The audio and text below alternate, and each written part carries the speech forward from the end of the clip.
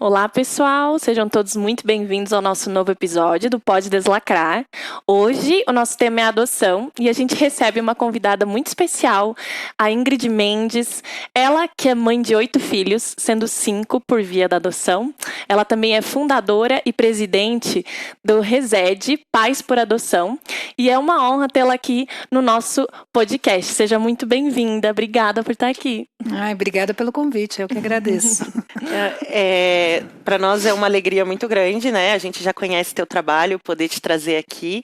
E a gente queria que você começasse falando um pouquinho para nós como que isso surgiu na sua vida, assim, esse momento de não só ajudar os outros pais, mas sobre a sua própria maternidade ali junto com seu esposo. Como que isso aconteceu? Na verdade não tem como separar uma história da outra, né? Porque foi a partir de uma que a outra veio. Sim. Então, na verdade, em 2013, meu marido estava preparando um material e viu ali uma figura de uma criança iraquiana. E era uma foto de pós-guerra, então a criança estava sozinha, sentada no chão e mostrava a perna assim de um soldado e dizia haverá limites para o sofrimento das crianças iraquianas. E aquilo então reacendeu uma chama que a gente tinha com relação à adoção, né? Porque até o segundo filho eu tinha sonhado em vou ter 2 filhos e o terceiro eu vou adotar. Mas aí eu engravidei e aí eu falei, bom, abortamos a ideia, a possibilidade, porque a gente pensou, imagina, não tem como criar mais do que 3 filhos. E aí, então, nessa noite que ele teve encontrou essa figura, né, na internet. No dia seguinte a gente conversou a respeito tal, e eu falei, meu Deus, né, já pensou adotar e o que for, ou adotar não, desculpa, na época era vamos para o campo missionário, vamos cuidar dos órfãos, né, órfãos de guerra e tal. Só que aí a gente naquela semana foi resolver uma coisa ali no centro de Curitiba e vimos uns cartazes lá na 15 escrito grandes assim, inadotáveis. E a gente achou aquilo tão estranho, aquela expressão, nunca tinha visto, achamos que era um filme, né? E quando a gente chegou perto, então tinha a descrição de uma criança e no final o que a tornava inadotável. Então era assim, eu gosto de jogar bola, eu gosto de brincar disso, eu gosto de ir para a escola, mas eu sou soro positivo. No outro cartaz tinha, eu gosto de cantar, eu gosto de dançar, eu gosto de vestir, né, roupa de super-heróis, enfim, mas eu tenho mais 3 irmãos. Então era sempre a descrição do que essa criança gostava de fazer e no final o que impossibilitava uma adoção, né? E aí aí que caiu a ficha o que era a realidade da adoção aqui no Brasil, né? E fomos conversar com uma amiga nossa, que era técnica da vara na época, e dissemos, olha, ou a gente vai para o Iraque, né, encontra uma agência que nos envia para o Iraque, ou a gente adota aqui mesmo, porque aqui também tem essa situação e a gente começou a se inteirar sobre a situação aqui no Brasil. E aí dissemos para ela, olha, a gente quer os inadotáveis, né, a gente quer crianças que na grande maioria não tem não só visibilidade, porque a gente nem sabia que existia, mas também que os pretendentes não estivessem na fila. Porque hoje em dia a gente tem quase 5 mil, isso muda constantemente, né, o número, mas quase 5 mil crianças que estão aptas aqui no Brasil para adoção e mais ou menos uns 32, 33 mil pretendentes que já estão habilitados aguardando a adoção. Então é muita diferença. Sim. Né? E isso por quê? Porque normalmente esses pretendentes buscam crianças até 5 anos, 6 anos e de preferência filho único. Filho único. E isso é muito difícil. Muito raro, né? É muito difícil. Então, aí nós conhecemos e soubemos, né, que tinha a história lá de 5 irmãozinhos e que a ideia da juíza era fazer uma adoção compartilhada. Porque eu havia comentado que até 3 eu achava que daria conta, né? Porque afinal de contas eu já tive 3. Eu falei, mais 3, né? Tudo bem. E então, na cabeça ali da juíza, da técnica, vamos os 3 mais velhos, que era o que eu também tinha dito, crianças mais velhas, e os 2 menorzinhos a gente faz com uma adoção compartilhada com outro casal de missionários que tinha ali na mesma comunidade da gente. Só que quando nós fomos conhecer os 5, Ai, a gente não teve coragem. Eu falei, como assim separar os irmãos? Né? Eu sabia que esse casal ia embora para o Timor-Leste, então a gente falou, não tem como. E naquele dia que a gente foi visitar as crianças, os nossos 3 filhos conseguiram também estar juntos. Então fomos nós 5 conhecer os 5. Nossa, que legal! Que legal! Foi assim... Um super encontro. Super encontro. Mais diferente do que alguns contam, né? Que sai estrelinhas e tal. Não foi assim, a gente ficou meio que assustado, porque a gente não conhecia nada daquilo. Uma das crianças estava chorando de dor de barriga, mas aí a minha filha mais velha já pegou essa no colo. Eu fiquei com a outra, aí o Marcos com a outra. Aí, assim, cada um foi ficando com uma criança. E aí tinha um pequenininho que corria pra lá e pra cá. Meu Deus, parecia um cisco voando de 3 aninhos. E aí, quando nós saímos de lá, os 3, né, os filhos falaram, mãe, ou adota os 5, ou não adota ninguém.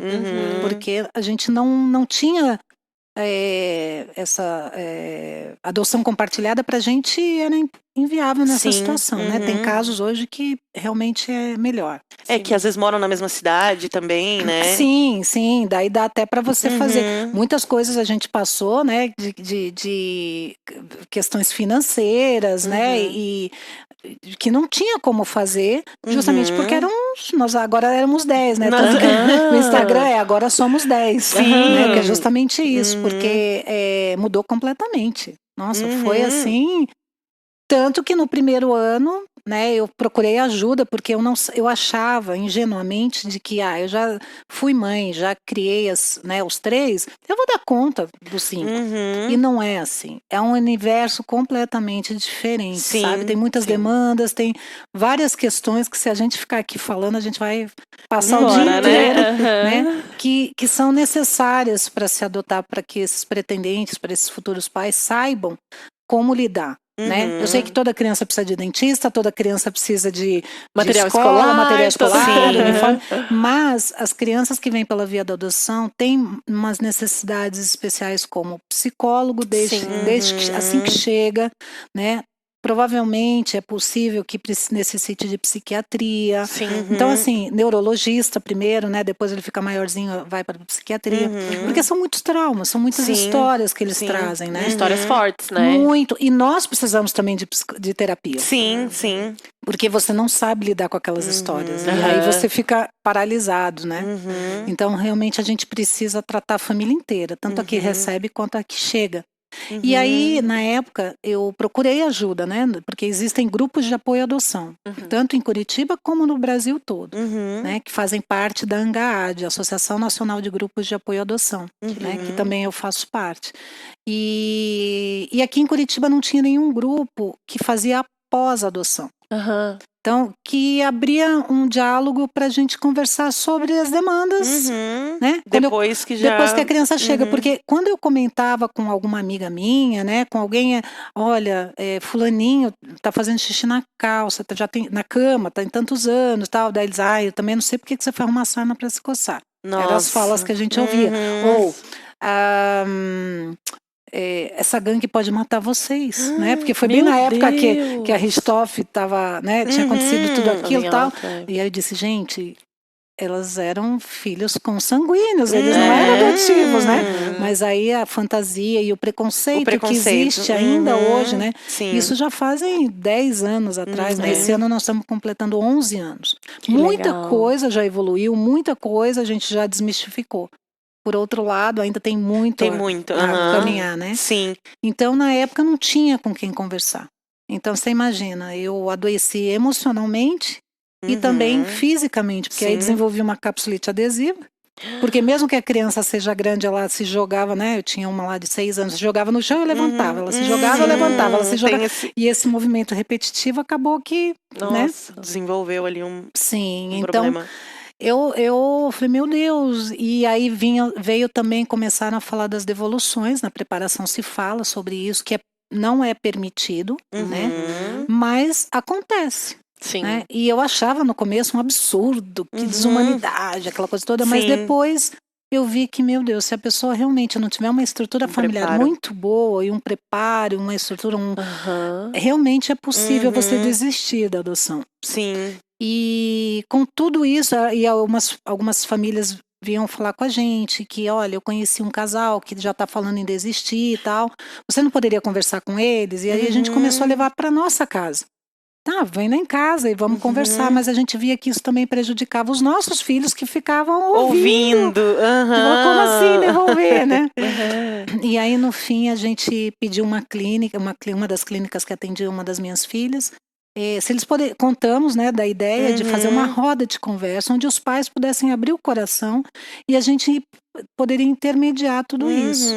Então, assim, nós fundamos o Reset Pais por Adoção. Que legal. Que foi em 2015, onde até hoje, né, a gente faz rodas de conversa todas as terças-feiras. Que legal. Que os pais vêm e abrem o coração, falam o que está sentindo, choram, né? A gente sai de lá dando risada e eu falo sempre que depois a gente vai contar as histórias e vai dar risada delas, né? Sim. Então eu tô nessa fase, eu já posso contar histórias e dar risada, né? Já superou ali adaptação. Tem outros tudo desafios, mais, mas novos desafios, aqueles né? já passaram.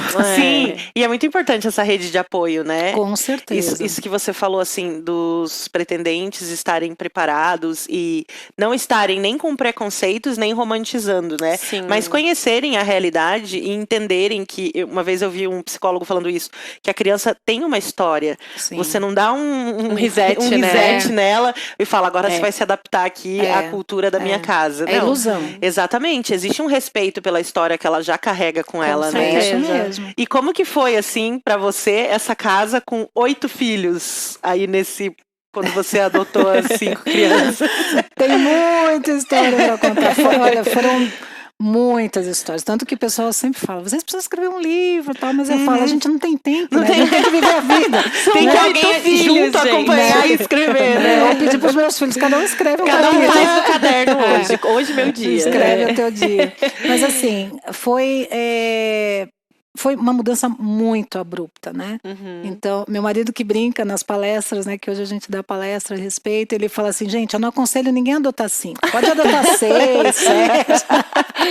Eu falo, calma. Né? Porque também a gente foi amadurecendo as ideias e como que a gente errou muito, então como deve ser feito, como que minimiza esses erros, Sim. né? E aí eu vejo que os grupos de apoio acabam ajudando, porque tem coisas que eu conto, que o pessoal fala, imagina, né? A gente tem histórias nossas e tem histórias do grupo, claro. Né? A gente tem um comprometimento até de não falar sobre o que é falado ali dentro, mas exemplos, a gente sem citar nomes e tal, a gente acaba usando, né? Mas assim, a Sanepar, né, que é a companhia de água aqui de Curitiba, mandou vieram medir lá o consumo e, gente, vocês estão com vazamento, né? Porque no mês era um valor, no mês dobrou, né? Porque de 5 vai para 10 e ia dobrar, né? Ou a própria Copel também, então ficou tudo aquilo. E naquela época ainda, o agravante é que a gente também trabalhava ministerialmente numa comunidade e a própria comunidade teve dificuldades de se adaptar com a nossa vida, né? Sim. Então a gente ouviu frases de que, olha, essas crianças vão atrapalhar o ministério de vocês. Nossa. Então a gente ficou assim, né? Por que não adota só um? Por que não adota só 2? Eu falei, gente, vocês não estão entendendo, eu não escolhi adotar os 5. Né? Assim aconteceu, eu não tive coragem, né? O pessoal fala, você é corajosa. Não, eu não tive coragem, foi falta de coragem de separar os irmãos. Sim. Né? Então, claro que teve, eu, né, parei então totalmente. Nós saímos dessa comunidade, fomos para dentro de casa, que a gente entende também que era uma situação de que Deus estava permitindo tudo aquilo para a gente viver intensamente a adoção. Sim. Então, eu fui fazer faculdade de pedagogia, porque eu não entendia como a minha filha de 12 anos era uma analfabeta funcional. Quer dizer, ela tinha uma letra linda, maravilhosa, mas ela só sabia copiar e não entendia nada. Né? Então, fomos atrás de um alfabeto, nossa sala, nós pintamos uma parede, né, daquelas tintas para você... Para giz. Então, tudo a gente falava ali, estudava na mesa da sala. Totalmente. A gente não tinha quartos o suficientes, né? E na nossa ingenuidade, o que a gente pensou?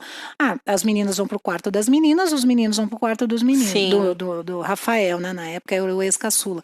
Aí a técnica falou, não, Ingrid, eles já abriram mão demais, então é melhor você colocar todos eles, que a gente tem um triplex, então coloca todos eles lá em cima, porque eles já estão acostumados a viver juntos, então era muito engraçado, porque ficou o andar das crianças. Né? Não, ficou parecendo 7 anões, né? A Branca de Neve, os 5 anões ali. Então as caminhas, né? A gente ganhou doação. E graças a Deus, o brasileiro é muito doador, né? muito generoso, né? Então, assim, a gente teve dentista que ofereceu serviço lá para um dos meus filhos. A gente teve... Eu fui no posto de saúde, porque daí até ali a gente tinha convênio médico. Agora, além de não ter salário, não tinha mais convênio médico. Então, a gente foi no posto de saúde, eu expliquei a situação e eles prontamente nos atenderam, né? Que legal. Então, já conseguimos algumas especialidades e tal. Então, isso nos ajudou muito na época, sabe? Então, a gente conseguiu ter uma rede de apoio, infelizmente não da igreja, mas sim, alguns nos mantiveram, porque daí, imagina, como fazer? Né? O mercado para 10 pessoas, né? Pra 10 então pessoas. Era assim, tipo, gente, é uma coxa de frango para cada um, né? Graças a Deus pela promoção da galinha, né? dos ovos, né? Meu marido que fala, a gente come galinha antes e depois da concepção, né? Vários modelos. Viva os ovos, né? Uhul, né? Então, tudo isso foi uma mudança que gerou frio na barriga. Eu fui para a escola pública e descobri que não era, hoje é diferente, mas naquela época você tinha que madrugar na fila para conseguir vaga. Pra conseguir as vagas, uma né? vaga. Eu precisava de 5. Hoje em dia você faz tudo ali online, o cadastro, né? Mas eu naquela época, eu fui na escola, eu falei, moça, é o seguinte, eu preciso de 5 vagas. E expliquei a situação. E aí a primeira resposta que eu ouvi preconceituosa, que para mim foi assim, eu saí de lá achando que eu tinha levado um murro no estômago, foi de que a senhora há de convir comigo que criança institucionalizada não é benquista em lugar nenhum. Meu Deus! Eu fiquei assim, eu falei, eu não sabia do ECA, eu não sabia não sabia de nada. Eu tava assim, totalmente... E aí aquilo me chocou tanto que aí eu fui numa outra escola um pouco mais distante, a outra escola já me acolheu melhor, mas essa primeira era o ideal porque era perto, né? Então daria para levar a pé, daria para... No fim... Eu acho que eles consultaram a Secretaria da Educação e falaram, acho bom você desfazer o que falou. Eu sei que eles conseguiram as 5 vagas. Conseguiram daí. Sim, aí ainda fui mais além do meu do meu pedido. Eu falei, tem que ser metade de manhã e metade à tarde. Né? Porque afinal de contas eu tinha que conhecer meus filhos. Claro. Eu teria que passar ter um tempo. Né? Então eu tinha que... Era o contraturno que você encontrou, né? Eu falei, então eu preciso que metade vá de manhã, metade vá à tarde, para que eu os conheça, né? Sim. Para que eu veja realmente quais são as demandas, entenda um pouco mais, tal. Então, muitas coisas mudaram. Fora que a minha casa, né? Um dos meus filhos, o Cris, falava assim, mãe, porque quando você vai se habilitar, você tira foto da sua casa para anexar no processo. Sim. E não significa que uma pessoa que vive de aluguel não pode adotar. Não, isso também é preconceito. Sim. Você tendo uma casa, uma condição, pode ser de madeira, não importa, né? Da maneira que for, mas é o seu habitat, né? E está em condições de receber uma criança, você pode sim se habilitar.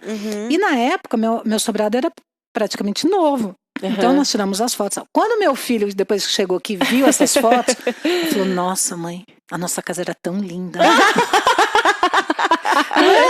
Filho, nós não fomos pro Irã, né? Mas o Irã veio aqui pra casa, né? Muito então, bom. Assim, ai, meu Deus. Caiu o corrimão, porque as crianças também, elas não têm os mesmos valores, elas não têm o mesmo cuidado, porque eles aprendem que, quebrou, joga fora. Claro. Eu ganho outro, porque a instituição é tudo dado, né? Sim. Então, nada é meu, tudo é nosso. Tudo é coletivo, tudo é coletivo. Então, tem muita coisa que, quando a criança chega, a gente entra em choque. Claro. Né? Eles comem demais, é o exagero. Tem uma questão emocional, né? Ligada à comida, né? Totalmente envolvida, né? Com então, certeza. tudo isso tem que ter que a gente fala para os pais, tenha calma, o estudo também fica a segundo, terceiro plano, né? Sim. Porque não dá para você avaliar uma criança dessa que está com tantas mudanças emocionais ali, Claro. avaliar o Sim. aprendizado dela, né? Sim. Então, Não é a prioridade, né? No não momento é a que ela prioridade. chega, né? Eu sei que os pais querem correr contra o tempo, né? Aham. Achar, ele Claro. perdeu tanto, eu quero agora correr. Gente, Mas- nem que fique anos fazendo cursinho, né? Vocês que são adultas, a gente sabe que sinônimo de felicidade não é universidade. Não. Não é. Então, se verdade. teu filho não... Eu tenho filhas que pararam no 9º ano. Eu tenho uma filha que não quis mais estudar. Mas eu Sim. entendo e compreendo a dificuldade Claro. dela. Sim. Então tá tudo bem, ela tá trabalhando, ela tá, né, tendo a sua casinha, Sim. feliz da vida, né? Porque ela tá agregando outros valores, Outros, né? Que outros, foram né? negligenciados durante Sim, a infância, provavelmente né? vai ser uma ótima mãe, que daí vai ser uma nova fase, né? Claro. Que a gente vai viver quando ela engravidar, que ela quer pro ano que vem, mais ou menos. Uhum. Então, assim, tem Sim. outros aspectos que a gente precisa também mudar na nossa Uhum. Com cabecinha, né? certeza. Eu acho que nem, né, quando a gente fala, eu acho que essa questão das crianças, quando elas chegam, eu acho que é tão importante porque, como você falou, tem um pré e tem um pós. E daí, se a gente não começa a analisar, nós, né, que temos esse desejo de adoção, Sim. se a gente não começa a analisar e entender e ouvir e falar, então eu acho que eu tô começando a entender como é que funciona, não adianta, porque é isso que você falou, é uma criança com uma história, uma cultura que ela já Sim. desenvolveu, principalmente se são irmãos, Sim. eles já têm um sistema familiar muito bem Sim. definido através das experiências que eles já viveram. Sim. Então não adianta, você não vai quebrar isso e falar, agora você vai estudar, vai ser um aluno excelente e vai dar, né, tudo certo, assim. Eu acho que a gente tem que entender que são seres humanos em formação. Aí, como cada um deles vai se desenvolver, né, é muito pessoal. Sim. Cada um deles se desenvolve de uma maneira pessoal, com seus próprios passos. Sim. Então, isso é tão importante ouvir, né, de alguém com experiência como você. Sim. Falar para as pessoas que estão assistindo, olha, o processo não vai ser igual para todo mundo, vai ser Não. muito diferente. Então Exatamente. isso é muito precioso, né? Nossa, totalmente, porque a gente conviveu com um dos seus filhos, né? É. Que ele é um amor, o Cris. É uma Ele é fofura. uma alma extremamente doce, assim, né? muito E daí querido. ele fez teatro conosco e ele vinha, assim, a gente percebia o tanto de valores que ele carrega com ele, assim. Totalmente. Então ele era preocupado com os outros adolescentes da uma turma, né? inocência, né? Uma pureza que ele tinha. Então, assim, é muito legal isso que você falou sobre respeitar a individualidade da criança, porque a gente trabalha como voluntário, né, no Lar Lisa, e a gente já ouviu diversas histórias de pais, primeiro, que estão, acho que por isso que você falou que é muito importante essa pré-conversa, querendo saciar uma vontade, eu quero ter filho. E quando eles mudam um pouco essa perspectiva de eu quero ter uma família, mas eu quero respeitar a história de quem vai vir para minha casa, do meu Sim. filho, e eu quero construir uma história junto com ele, não ele vai vir aqui saciar, Pra preencher, né? para preencher algo, um né? valor que eu gostaria muito de ser pai, que eu gostaria muito de ser mãe, muda totalmente a perspectiva, né? Então a gente ouviu histórias de pessoas que adotaram e levaram para casa e falaram, ó, esse é o estilo de roupa que você vai usar, esse é o comportamento que você vai ter, e aí teve muito atrito, né? Então acho que esse preparo que você fala que não aconteceu com você antes, foi acontecendo na experiência, mas hoje você ajuda outras pessoas a terem esse preparo. E acho que é isso, respirar fundo e peraí, tem uma pessoa aqui, é um ser humano, né? Sim. Eu tenho um irmão mais novo que é adotado também, e meus pais adotaram numa época que primeiro você adotava, depois você legalizava perante o juiz, né? Isso. Tinha uma Que é uma situação, história linda, né? que A meu história tio do seu irmão é atendia linda. essa mãe que estava com uma doença terminal e ela tinha vários filhos e ela falou pro meu tio, leva o mais novo, que era o meu irmão que tinha 2 anos. E meu tio sabia que meus pais queriam adotar, foi lá e falou, ó, esse menino de 2 anos, a mãe dele tá em estado terminal, meus pais levaram no mesmo dia pra casa. E aí eles chegaram e falaram, esse é o irmão de vocês, que também aprendeu muito na prática, assim, né? E aí depois oficializaram com o juiz e tal, a mãe faleceu, os irmãos foram espalhados na época, não, eles nem chegaram a ir para uma instituição, e aí esse meu irmão, o André, que era o mais novo, veio para nossa casa, e meus pais foram aprendendo assim na prática, então muito assim que eles aprenderam ali, que eles, por exemplo, eu e meu irmão que éramos mais velhos, ele tratava assim, ó, vocês já sabem que a casa tá aqui e tal, o irmão de vocês não sabe, então a gente vai dar ênfase pra ele. Sim. Então eles também foram aprendendo que precisava equilibrar isso, como, mas aprendendo na prática, não tinha, né, uma rede de apoio e tal, e hoje meu irmão tá aí, graças a Deus é uma bênção, passou um período bem difícil durante a adolescência. Até eu entender, né, que ele tinha uma crise de identidade, que eu não tinha a mesma crise de identidade dele, então a gente vai aprendendo ali na prática, mas hoje contar com essas redes de apoio faz toda a diferença. Sim, com certeza. E a gente até pensa que tanto a família é extensa, né? Porque tem a adoção, que é essa que tá aí nas redes sociais, mas também existe aquela que não é chamada de adoção, mas é quando vai para a família extensa, que é uma adoção. Sim. Mas não com esse termo, né? Você tem uma guarda provisória ali dessa criança. E eles também não são preparados. Sim. Então, aí muitas vezes chega na adolescência, essa criança vai ter as suas crises, né? E aí a família fala, não dou conta, entrega para adoção. Acontece muito, né? Então, isso dificulta. Então, também temos que desenvolver projetos nessa área, né? Para mudança de perfil. Porque hoje em dia, gente, quando você se habilita, você tem acesso à chamada busca ativa, né? Que é uma busca de crianças que têm esse perfil, né, daqueles que eu comentei, dos inadotáveis, e aí eles vão ver um vídeo ou uma foto e uma historinha encantadora e vão querer mudar de perfil, vão dizer, então eu não quero mais aquela criança pequenininha, eu quero essa. Só que não está preparada para esse perfil. Então a gente sonha mesmo em implementar até, né, oficializado isso direitinho para que haja esse período de capacitação para esse pretendente na mudança de perfil, né? Com certeza. Porque a gente precisa se preparar para receber o filho, né? A gente não faz enxoval quando engravida. Exatamente. Tem ali 9 meses de gestação, né? E a gente vai ler livros dessa área aí e tal. Né? E na adoção também. E tem as suas peculiaridades, principalmente na adoção de crianças maiores, né? Sim. Porque a verdade é, todo mundo surta na adolescência. Independente. Aí é uma coisa do ser humano tá preparado para lidar com isso, né? Para essa fase de transição, de mudanças, né? E uma outra coisa também que acontece é assim, as famílias vêm pro grupo quando o negócio tá pegando. Aí fica tudo bem, eles aprendem a lidar com aquilo, a gente dá as ferramentas e tal, daí eles somem. Dali a alguns anos, liga de novo. Porque hoje a gente faz os encontros online e o presencial. E eles desaparecem dos dois, né? Porque o online, a gente mantém o online depois da pandemia para pessoal que está fora de Curitiba ou está longe e tal.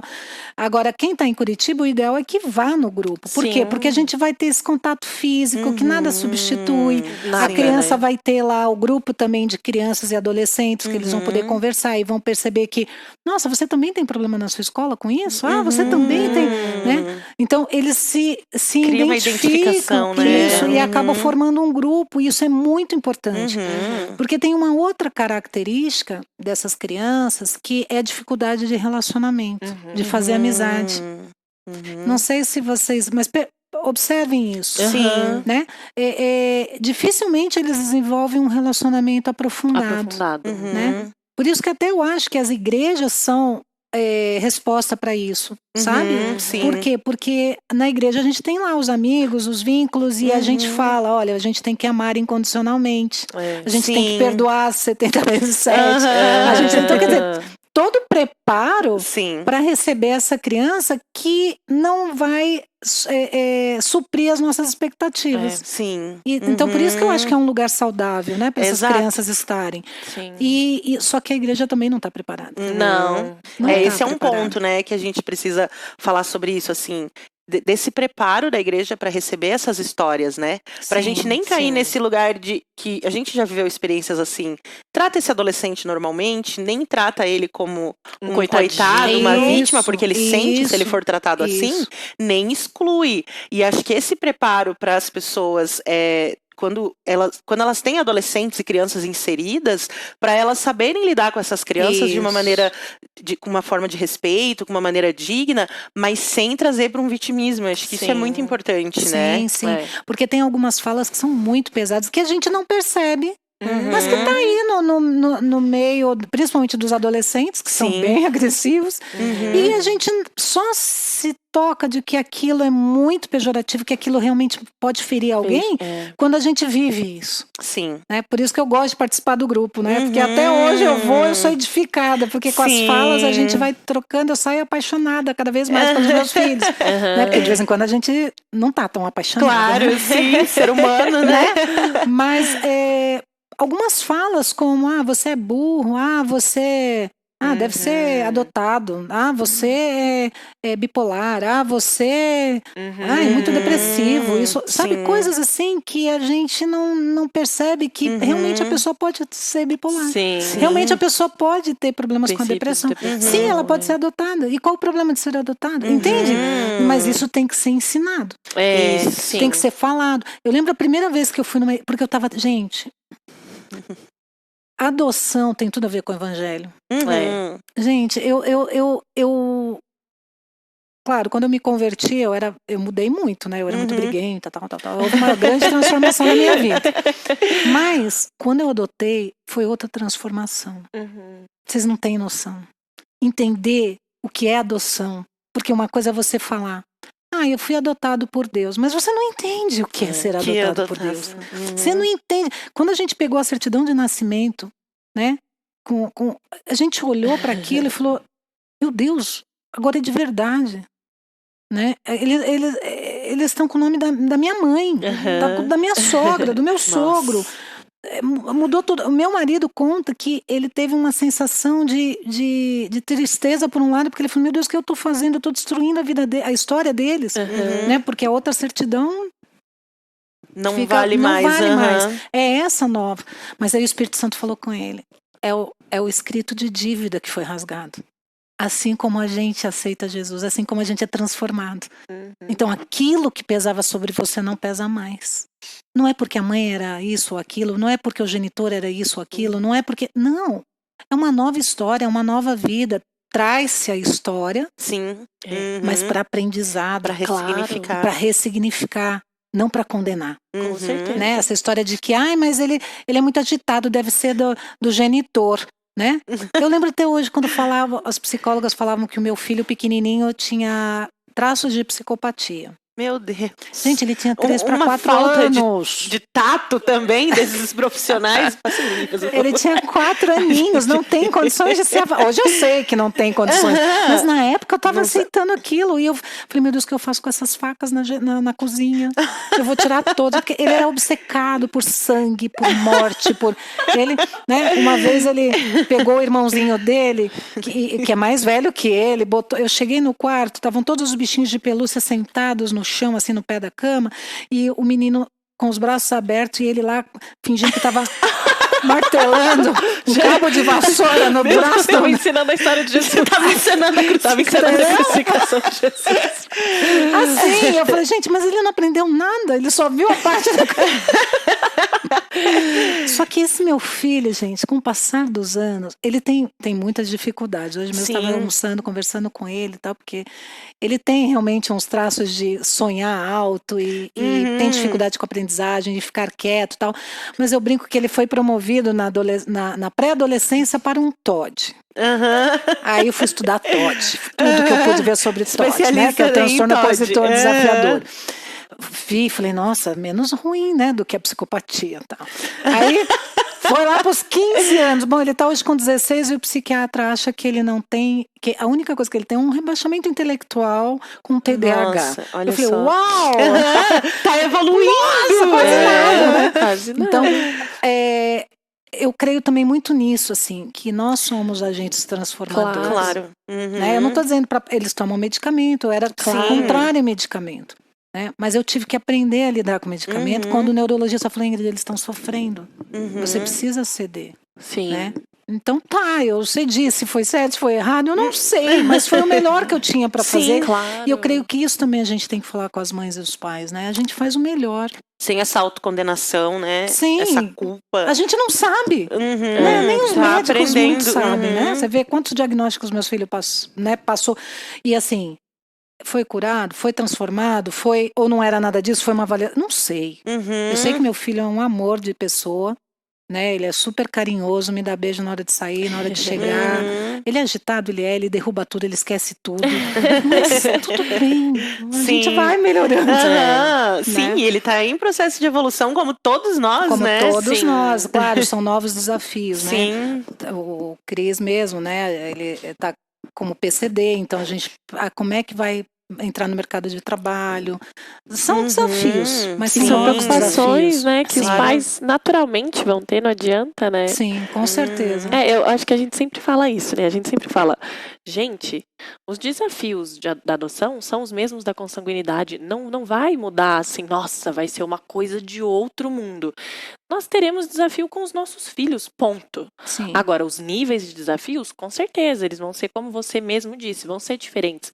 Mas é assim, são filhos. Os filhos trazem desafios. Se a gente não tiver internalizando isso, falando, os filhos trazem desafios, ponto. Então, independente se vai ser um filho consanguíneo ou um filho por via da adoção, terão seus desafios. Sim. E aí cabe a nós entendermos esse papel de agente transformador. Porque eu acho que isso que você falou é tão especial. Eu já vou ficar chorando aqui no podcast. Mas eu acho que esse papel de transformar, de se permitir transformar a vida de uma criança, ou de ser esse agente, falar, vamos juntos, vamos construir uma nova história, é tão... Eu não sei nem mensurar o que isso é, porque a gente via o próprio Christopher, a gente observava a evolução dele nas aulas e falava, ele tá crescendo, ele tá se desenvolvendo, assim como todos eles estão se desenvolvendo, ele dentro do que ele pode e os outros adolescentes dentro do que eles podem, Sim. porque são seres humanos se desenvolvendo. Então, isso é tão... Eu acho que isso me emociona muito ouvir você falar isso aqui, assim, eu tô desestruturada já. Mas eu queria, assim, colocar isso, assim, sabe? Para as pessoas que estão ouvindo mesmo. Entender esse lugar de transformação, porque nós, como pais, vamos ser agentes transformadores na vida dos nossos filhos. E isso é o que a gente precisa internalizar, né? Sim. Exatamente. Eu acho que a gente viu, a gente teve um podcast aqui que a gente falou sobre ser mulher, e eram 4 mulheres que ainda não são mães e sonham em ser mães, e a gente falou sobre isso, assim, né, sobre esse amor sacrificial, que a gente vive um tempo que prega, você precisa se cuidar, você precisa, e você tem que se cuidar, mas não só se cuidar, prega o egoísmo, né, e aí quando chega a maternidade, a paternidade, elas pregam o amor sacrificial, que talvez você vai abrir mão de algumas coisas na sua vida, mas que vão trazer sentido também para sua vida, porque se você ficar nesse lugar do egoísmo, o casamento já é um lugar de abrir mão, aí você já nem casa, aí você abriu mão ali no casamento, aí quando vem os filhos, você também vai abrir mão, mas esse abrir mão é por um propósito, é por sentido na vida, né, então acho que isso é muito relevante. Sim, com certeza, é multiplicar aquilo que eu tenho, porque eu vou guardar pra mim pra quê? Entende? Então eu acho que eu nasci pra ser mãe, eu amo ser mãe, mas erro. Né? Mas eu amo, eu acho que a gente pode melhorar o tempo todo, eu tô o tempo todo aprendendo, né? O tempo todo eu tô buscando melhora, né? Eu até brinco que os 5 vieram pra me dar mais uma chance de acertar, né? Porque com os 3 eu tive os erros, agora eu não preciso ter os mesmos, né? Posso pode mudar. ter novos né? Isso é importante e acolher o limite de cada um, né? Sem colocar um padrão de qualidade lá em cima, mas uma das minhas filhas, por exemplo, ela copia o pai nas leituras, então ela é super curiosa, estuda, lê e ela agora decidiu o que ela quer passar na Federal, porque ela foi numa formatura de uma amiga nossa na Federal e ela falou, mãe, eu vou te dar orgulho, eu vou passar na Federal em nutrição. Que né? legal. Eu falei, nossa, eu nunca nem gerou expectativa em mim de que fossem, né, que ela... Não, mas amém, se é isso que você quer, filha, o importante é que você, né? Encontre o caminho, encontre né? aquilo que você quer, mas os outros não são menos importantes porque não vão fazer uma faculdade, né? Eu tenho uma das minhas filhas está fazendo pedagogia, né? E provavelmente a mesma porque que você fez, né? E tá fazendo estágio na escola onde ela entrou, sabe aquela escola que é aquela escola frase? que falou. Ela tá Olha fazendo, como o mundo dá voltas. Né? Ela tá fazendo, voltas, ele capota. ela tá fazendo estágio nessa escola, gente. Olha Legal. só. Né? Então, tadinha, vai ser professora. Não! Ela olha quanta coisa mudou. E aquilo que você falou, né, deles virem com uma cultura, eles quando chegaram, a mais velha era como se fosse a mãe deles. Sim. E a segunda mais velha era como se ela tinha no conceito ser a provedora deles. Então ela fazia tricô de cachecol. Eu lembro que ela falou que ela vai vender bastante para comprar uma casa para os irmãos. Né? E daí para tirar a mais velha deste lugar de mãe, para ela poder voltar a ser filha, ela poder né? ser filha, foi um processo longo. Sim. Né? Até hoje ela chega lá em casa, essa é a que está casada, ela chega lá em casa e fica, fulaninho, abre os armários, não acredito que a mamãe está deixando essa bagunça. Né? Daí todos eles falam, a gente não faz isso na sua casa, vai embora para sua casa. Então tá lá dentro, né? A marca tá lá. Mas eu sempre mando mensagem, filha, te amo, filha, tô com saudade. Filha, né? E mais, né? Ela chegou numa época que ela quis encontrar a genitora. Nossa, sim. Né? Tem esse... E isso é um outro medo que as mães adotivas têm. Sim. Né? E como que você lidou, assim, com essa situação? Assim, eu estava preparada, porque ela, quando veio para ser adotada, ela não queria ser adotada, ela queria voltar para a genitora, então ela chorou muito no dia que ela soube que ela seria adotada. Ela aceitou porque os outros seriam, então ela veio junto. E eu não sabia daquilo, lembra que eu não sabia de nada? Sim. E aí, ela chorando, e eu percebi, eu falei, o que eu fiz, né? Tu pensei que era uma notícia boa, e daí ela disse, porque eu fui dando para cada um, né, que vinha para minha casa na aproximação, eu fui dando a notícia que a gente ia adotá-los. E aí ela disse, mas eu queria voltar para minha mãe. E eu disse para ela, olha, agora eu não posso fazer isso, mas quando você completar 18 anos, eu vou com você e a gente vai procurar ela. Né? Então eu acordei isso com ela. Então às vezes ela chorava porque tinha medo que ela tivesse morrido, porque ela estava envolvida com drogas e tal. Quando ela chegou aos 18 anos, eu falei, tudo bem. Né? Vamos lá. Aí veio a pandemia, daí eu estiquei até os 19, né? E aí eu fui procurar a genitora, tal, encontrei, ela já constituiu uma nova família, parecia que estava tudo bem e tal, e aí levei minha filha, né? E fomos lá e tal, e houve aquele encontro que eu particularmente achava que ia ser como o conto de fadas, né? Sabe, aquele que corre uma para outra, e se abraçam e se perdoam. Né? Não foi assim. Sim. Minha filha ficou escondida atrás de mim, a genitora dando um monte de desculpa aqui para mim, eu falei, fala para ela, né? Mas no fim elas conversaram, eu fui tentando intermediar ali e tal, e assim, todo final de semana eu levava ela lá para ter um tempinho e tal. Só que chegou um dia que ela falou, mãe, eu quero ir morar com a genitora. Nossa.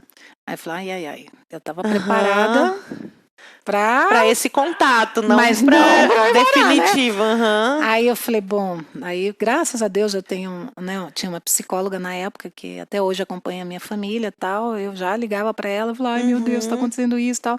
Mas eu não tinha o que fazer, né? Que nem o filho que quer casar e você vai dizer, não, amarra no pé da mesa. Sim. Aí eu falei, filha, você tem que dizer isso para ela. Então fomos lá e aí ela dizia, diz você, mãe.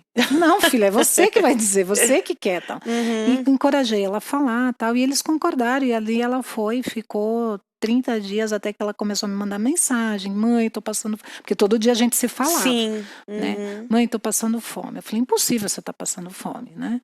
Enfim, descobrimos que ela voltou a usar drogas, então não tinha comida e tal, e aí minha filha, graças a Deus, voltou para casa, né? Falei para ela, você pode voltar, mas aí você vem e vai trabalhar, já que você não quer estudar, não vou te obrigar. Só que daí ela foi trabalhar, se apaixonou pelo padeiro e casou. Olha só! Resumidamente, né? Casou e foi morar a algumas quadras da minha casa. Olha, mas que sabedoria sua de lidar, né? Não, mas eu chorei bastante na época. Eu chorei, mas eu não fiz chantagem. Não, eu acho que respeitou esse momento que ela queria ter. Né? Até hoje ela encontra de vez em quando a genitora ali pelo centro, só para dar uma olhadinha, já sabe que tem mais filhos, e assim, sabe, ela vai dando uma... Os assim outros ela conseguiu não querem, lidar, né? Sim, os outros não querem contato, mas a mais velha quis. E expliquei para ela, filha, ela vai te procurar assim, porque ela vai pedir dinheiro, ela vai, né? Sim, mas deixou eu ela tenho preparada. Então, Quando ela foi para lá, a gente colocou Implanon para não, né? O psiquiatra falou na época, já põe o Implanon para não correr risco, né? Sim, sim. E assim estamos caminhando. E assim ela retornou para casa. Retornou. Eu tenho a certeza, e isso que eu falo para os futuros pais, né? A marca que você deixa no seu filho está lá. Né? É aquele versículo que fala, né? Ensina o pequenino no caminho que deve andar, né? Sim. Então, tá lá. Então, você não vai deixar de ser mãe porque ela foi visitar a mãe, né? Porque tem mães que falam assim, não, ela não é mãe, ela é genitora. Se seu filho chama ela de genitora, ok. Se seu filho chama ela de outra mãe, ok. Se ele chama pelo... Respeita a maneira que seu filho, porque senão você está ferindo, isso, né? Você tá ferindo o seu filho, né? Sim. Então, mesmo que tenha sido má a genitora, mesmo que tenha sido negligente, mesmo que, claro que a história sempre é triste, mas ainda tem essa marca no teu filho. Sim. Então aprenda a considerar isso, né? Pelo menos respeitar isso. Não precisa amar a genitora, mas... E aí, ao lugar, né, assim como eu falei sempre para os meus filhos, no meu coração existe lugar para 8 filhos. No seu coração existe lugar para 2 mães, para 2 pais. Então não tem problema. Você pode falar da dor que você sente, de saudade da sua genitora ou do seu genitor, né? Porque eu não deixo de ser sua mãe. Quando eu deixei minha filha lá na casa da genitora, eu deixei claro para a genitora e para minha filha, eu continuo sendo sua mãe. Pode me ligar toda hora, pode me chamar, eu estou aqui. Nossa. Né? Você só vai morar um pouco mais longe, né? Porque era 1 hora de Nossa, era longe. Era longe, a região metropolitana. Então, assim, e quando você dá, é que você recebe, claro. Entende? Minha filha voltou, minha filha me considera mãe como sempre. Claro. Nada mudou. Só amadureceu. Amadureceu. E acho que foi muito importante você permitir que ela entrasse em contato da maneira dela com essa história, né? Dela. Porque a gente vê isso, muitas crianças que não querem entrar em contato, geralmente os mais novos, né?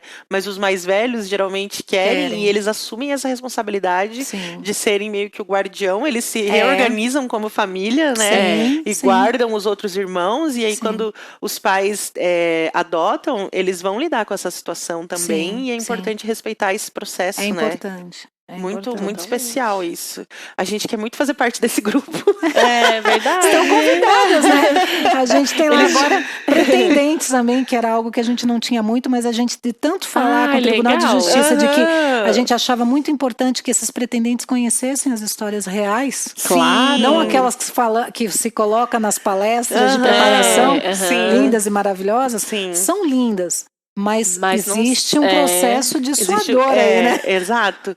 E quando você diz assim, Ingrid, que a igreja precisa se preparar para lidar com esse assunto, qual que você acha que seriam formas práticas que a gente poderia começar a atuar nas nossas igrejas locais para abordar esse assunto, para receber as crianças? Eu acho que nós precisamos conversar, né? Eu acho que porque assim, por que você vai reinventar a roda? Tem igrejas que, na época que eu fui conversar, que eu estava, como eu falei, né? Estava naquele primeiro amor da adoção e eu procurei as igrejas, a gente tinha muitos contatos, e eu fui e falei, gente, vocês não estão entendendo o que é adoção, é o evangelho puro, é o verdadeiro jejum. E aí as pessoas dizem, algumas falaram assim, nós não queremos esse ministério aqui. Aí eu falei, mas não é ministério, é mandamento. É bíblico, né? Então, e essa porta se fechou e outras se fecharam na época, e a gente entendeu mesmo que a gente precisava ficar lá aos 7 anos, dentro de casa, estudando, preparando. Eu fiz a faculdade de pedagogia, eu fiz pós-graduação em terapia familiar sistêmica. Nossa, eu fiz isso com 8 filhos, né? Imagina. Achava que não, nunca, né?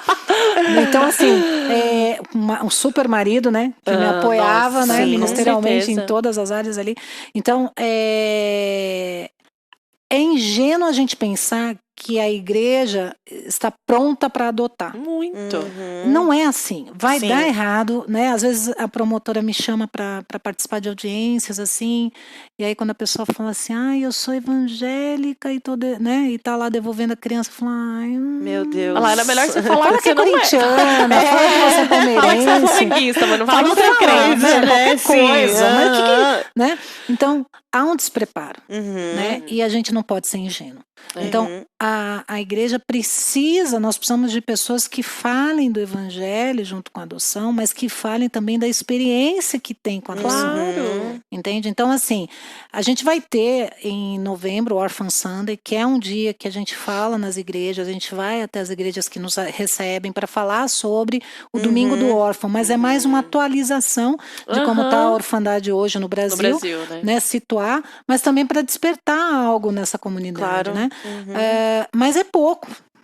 Sim. O ideal seria a gente conversar mais e mais a respeito, né? A gente estava lá num evento que teve do Ticum, lá em São Paulo, e foi feita estava tendo uma aula de seminário ali próximo da Missão Antioquia, e eles nos convidaram para falar sobre adoção para os alunos, todos solteiros ali. E nós fomos, e eu tenho testemunho de pessoas, amigas minhas hoje, que adotaram, e ela conta que a primeira vez que ela ouviu sobre adoção foi lá entre os jovens. Olha só, entende? Ainda então nem tinha casado. E ela já tinha sentado no coração de que eu vou casar com alguém que aceite a adoção. Nossa, e ela que legal. teve um filho e depois adotou 3 meninas. Olha só. Entende? Então ela é um potencial nesse universo da adoção, da Angad e tal. Então, não subestime os jovens, né, nisso, e é um campo que a gente pode falar livremente, que eles são mais abertos e receptivos. Mas, claro, toda a igreja precisa ouvir. Nós precisamos trazer a igreja para uma reflexão. Sim. Primeiro, um menino que nem o Cris, né, tem 18 anos. Ele não pode participar dos jovens porque ele já é maior de idade, né, ou dos adolescentes. Mas ele intelectualmente ele não alcança os 18 anos. Então, por que não deixar ele entrar numa sala menor? Entende? Ou numa turma menor. Né? Essas regras das igrejas, né? Elas precisam ser mais flexíveis. Isso é uma situação. A outra, como que estão sendo preparados essas pessoas para lidar com essas crianças ou com esses adolescentes? Como está sendo a capacitação, né? Eu não encontrei na época que a gente saiu da comunidade, não existia nenhum lugar que acolhesse meus filhos, porque eles eram diferentes. Sim. Entende? Sim. Vocês que lidam com as casas lares, vocês veem diferença, tem uma diferença. Com certeza. Né? Como fazer para você receber uma criança que senta na tua mesa e pergunta, que foi uma das coisas que aconteceu comigo, que horas chega o teu homem? Aí você não... Você quer dizer o seu pai? Né? Sim. E tem outras formas que a igreja pode participar. Né?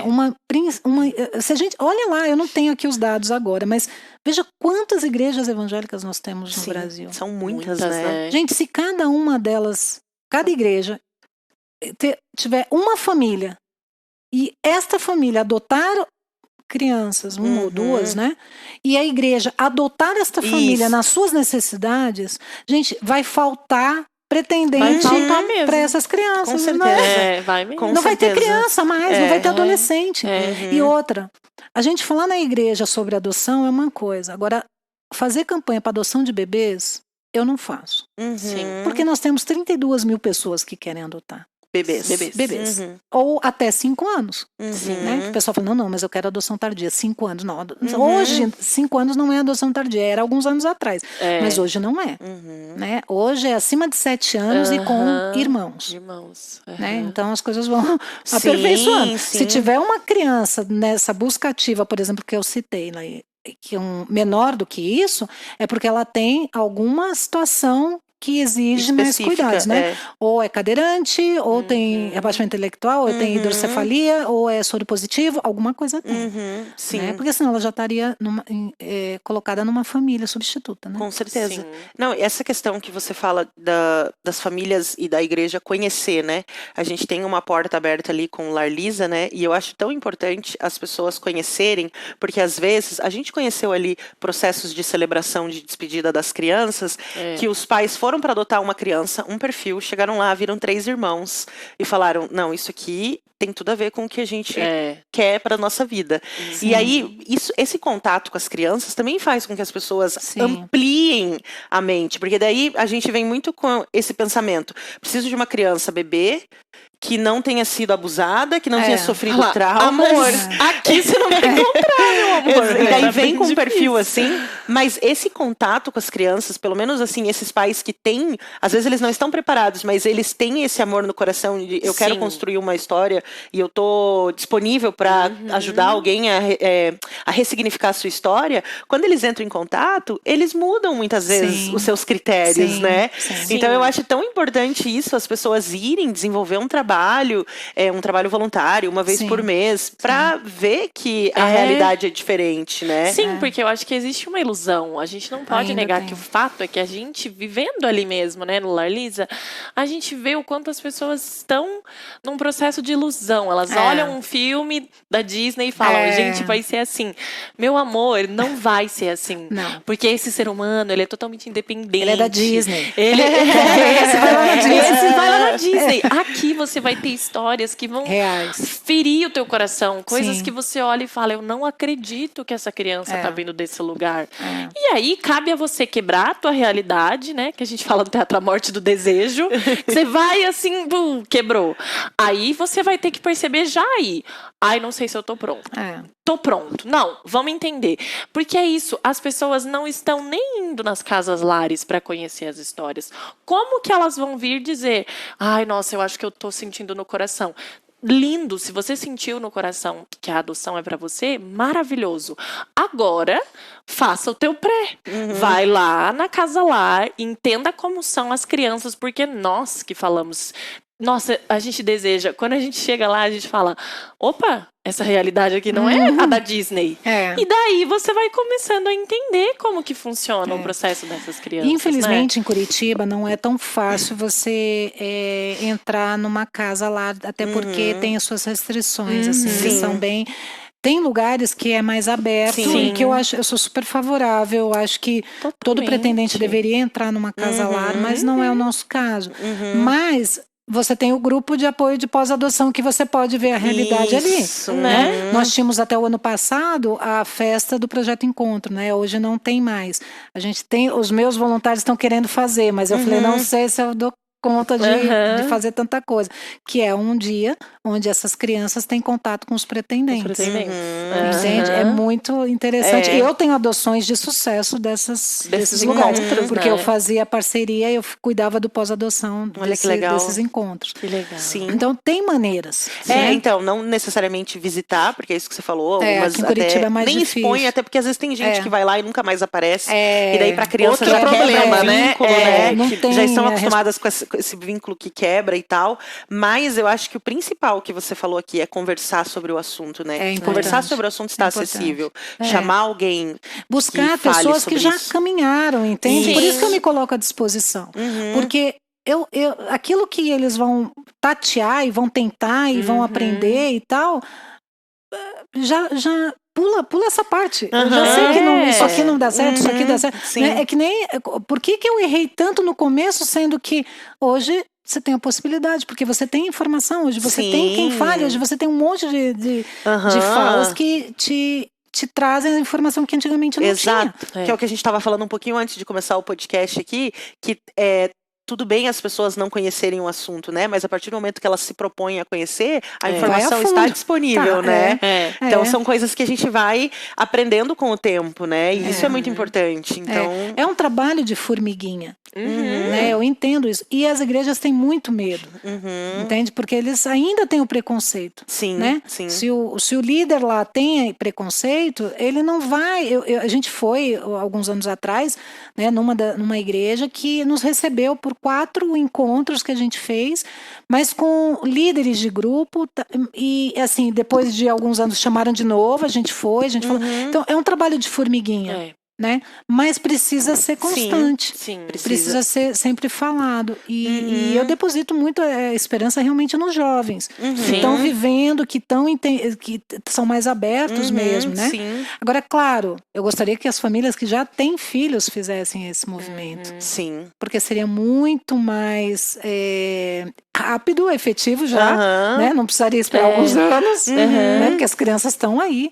Porque, para quem não sabe, completou 18 anos, e vocês estão sabendo disso, completa 18 anos, parabéns a você, né? Muitas felicidades e E segue seu caminho. Segue seu caminho. Que Exato. caminho? A maioria volta para a família de origem, que está lá na frente no tráfico, e ele vai ser mais um. E às vezes não tem contato com a família de origem, né? A gente conhece um caso, né, da adolescente que saiu da casa lar e não tem contato, né? Então é uma pessoa totalmente sem E aí a gente precisa ser essa Então, rede de apoio, né? Tem, porque você imagina, se ela tivesse algum contato com alguma igreja, e a gente não prega isso, que nós somos uma família, seria a família dessa jovem. Exatamente. Entende? Exatamente. Então, não, né, talvez ali na certidão, mas essa família de acolhimento. Essa família espiritual, vamos procurar um emprego, vamos te ajudar. Você quer fazer uma faculdade? O que você... Dorme aqui em casa hoje, dorme festa no pijama. Né? Tantas coisas, porque acho que isso também, né? Eles precisam do básico. Às vezes eles não sabem andar de ônibus. A gente vai ter que ensinar. Vamos fazer aqui, então para você ir pro trabalho. Como que eu me inscrevo? Você tá com seus documentos? Vamos te inscrever em projeto tal. Eles não têm, eu me sinto desatualizada. Eu falo, eu não sei onde escreveu o Cris. Eu fico assim, meu Deus, como que é isso? Que agora é tudo aqui, né? Tudo pelo celular. Tudo pelo celular. E eu apanho, eu falo pra minha filha, que é mais nova, de 16 a Emily, filha, ajuda aí o Cris, porque você sabe aí como fazer. Entende? Então, se haja uma diferença, né, de idade, imagina com essas crianças que não tem nem a referência. Nem a referência, né? Entende? Então, Exatamente. por isso, porque tem outras maneiras, além de você adotar a família, você pode apadrinhar. Isso. Que também é tão importante, né? É tão importante. Eu tenho muitas histórias lá, o Projeto Dindo contando. Tem muitas histórias sobre crianças que não foram adotadas, não tinham referência nenhuma, mas o padrinho estava lá quando completou 18 anos, falou, vem cá que eu vou já te botar aqui no emprego. É uma referência familiar. Sim. Outra, família acolhedora. Família acolhedora. Gente, nós temos em Curitiba já legalizado 30 vagas, 30 famílias. Não consegue se preencher isso. Nossa. Acredita? Eu já fiz o curso, tá? Eu já tô habilitada. Já tá habilitada? Já tô habilitada também. Eu posso apadrinhar, eu posso fazer família acolhedora, né? Só que em casa eles ainda não estão me permitindo. Mas, trazer mais. Né? Então, se não deixa adotar, deixa eu pelo menos ser família acolhedora. Né? Então, é outra maneira de você ficar com uma criança até que ela vá para o seu destino. Ou volta para a família de origem ou vá para a adoção. Só que existe o preconceito. Eu vou me apegar afetivamente. E aí, que problema tem? Você não passa no trabalho, você faz uma amizade, amigos. você não se apega efetivamente com uma pessoa? E se foi uma afetividade boa, se for uma experiência boa, você vai marcar essa criança por você vira uma referência para ela. Exato. A gente viveu isso, né? Eu e o meu esposo, a gente fez o curso de apadrinhamento, porque a gente ainda não estava buscando a adoção definitiva, mas a gente falou, como que a gente poderia ser um pouco mais efetivo? Contribuir, né? Aí a gente descobriu o projeto Dindo, que muitas vezes as pessoas não conhecem, né? Então, através do projeto Dindo, hoje a gente apadrinha a Nicole. Então, assim, é muito legal você ter acesso a essa informação, né? De repente, levar para a igreja e falar, existe, você não quer adotar definitivamente, mas existe o projeto Dindo. Você pode adotar afetivamente, mas você pode adotar financeiramente. Você pode ser a família acolhedora. Quais as possibilidades? Inclusive, o projeto Dindo, ele é super acessível porque ele é online. Então, já é uma coisa que vem para facilitar o desejo das pessoas, ou para auxiliar. Ai, nossa, eu sou bem corrida. Tá vendo? Eu não sabia que era online. Meu tempo ainda era presencial. Então o nosso já foi online. Então, olha só a facilidade de você descobrir. Então eu posso ser padrinho. Como que vai ser? A questão é que você, fazendo parte desses projetos, você vai virar um ponto de referência para alguém que muitas vezes não tem. Não sabe. Não tem um chão, né? Um lugar para ir, uma referência. Porque ali você vai conseguir ter diretrizes e caminhos para seguir com esse jovem, com essa vida que às vezes chegou e falou, 18 anos, 17, e aí? Né? Para onde que eu vou agora? Né? Então isso faz toda a diferença. Muito campo, né? Para se trabalhar. Existem as repúblicas também, né? Mas a maioria não vai para as repúblicas justamente porque eles pensam que agora eu vou ter liberdade. E aí as repúblicas são cheias de regras e não há aquela afetividade. Porque se houvesse, já trazendo direto para mas é muito trabalho. É muito trabalho. E são poucos os voluntários. né? Então, assim, né, até as organizações maiores dizem, mas tudo isso teria que ser remunerado. Eu falei, eu sei, gente. Mas eu sou remunerada pelo amor que eu tenho pelos meus filhos, pelo que eles me dão, né? E pra gente, fala sério, né? O preço já foi pago há muito tempo, Com né? certeza. Há 2000 anos atrás, eu acho que já foi pago, né? Acho que dá pra gente doar as nossas horas, os nossos neurônios, os nossos empenhos, né? E Deus faz milagres, né? Olha. Ele abre a porta, assim, você vive um novo nível de milagres, né? Quando você se propõe a com isso, certeza. né? Você veja, a gente tinha praticamente tudo confortável. E aí a gente abre mão de tudo isso para vir mais 5 em casa, sem salário, sem convênio, sem nada, e simplesmente não falta nada. Deus levanta uma pessoa de São Paulo que fica sabendo da história. Os grupos, a gente tomava café, reunia, né? Com o café de pastores lá, com o pessoal dos pastores. Ficaram sabendo da história, daqui a pouco uma igreja, não, nós vamos enviar isso para vocês, não, nós vamos isso, vem para cá, meu marido falou, não, Deus não falou nada disso, Deus só falou para sair, agora eu vou ficar, né, vamos, e nos deu condição de sermos pai e mãe integralmente, por 7 anos foi assim. Olha só. Hoje a gente tem uma comunidade, né, que a gente está, e essa comunidade faz 2 anos, a gente tem buscado trazer uma nova cultura sobre a adoção. Sim. Né? Com um olhar muito mais amplo, né? Com uma experiência, né? Com os meus filhos ali integrados, né? Outros pais que adotaram estão frequentando também. Então, assim, é justamente para ser diferente, sim, né? com certeza. E eu creio que a gente pode levar isso para as outras localidades, sem sabe? dúvida. Que tem tudo a ver com o evangelho. Não, está diretamente ligado ao evangelho, né? Total. Um pastor veio um dia pregar na nossa igreja, ele era de fora, eu não lembro se era Vietnã, eu lembro que ele era de outro país, e aí ele falou que chamaram ele para assumir uma casa-lar nesse país. Eu acho que era Vietnã, né? Ou seja, não sei, não lembro agora, mas ele falou assim, que quando ele foi orar, Deus falou, você não precisa nem me perguntar, é só você abrir a Bíblia e tá ali. Cuida do órfão e da viúva. Aí ele foi, hoje ele tem lá 30 crianças que eles são pais dessas crianças, é um trabalho maravilhoso, assim, um trabalho lindo. Sim. E eu achei muito interessante quando ele falou isso. Sim, eu vou orar, mas já tá escrito na Bíblia, né? Que é pra fazer isso. Não precisa ficar perguntando. Não precisa, exatamente. E outra que meu marido sempre lembra, o que um órfão precisa? O pessoal costuma, eu vou dar roupa, vou dar brinquedo no Natal, Dia das Crianças, Páscoa, vou dar chocolate e tal. Mas o que essas crianças precisam? Vínculos afetivos, né? Uma família. Uma família. É isso. Quem dá os vínculos é uma família. É a família, exatamente. Entende? Então, é só isso. Simples assim. É simples, exatamente. E assim, um adendo nisso, a gente vê o Lar Lisa trabalha muito com essa questão que para nós é um exemplo assim de excelência, né? De casalar. Não traz presente. Esteja presente. Você consegue vir presente. Você consegue vir uma vez por mês? Venha uma vez por mês, mas faça algo fixo, algo constante. Sim. Porque isso é um símbolo para as crianças. Então hoje, quando a gente vai nas apresentações, a gente vai em todas. É como se fossem nossos filhos. A gente tira da agenda todas as outras coisas. A gente chora, a gente grita. E fala, isso aqui é prioridade. Quando eles nos veem do palco, quando eles nos veem, sorriem, eles vêm, nos abraçam. É uma referência para eles. E vai mudando as crianças. E a gente vai na despedida de celebração lá, vai no aniversário, vai. Então, assim, isso é uma coisa que para nós é gratificante. A gente nem se preocupa em...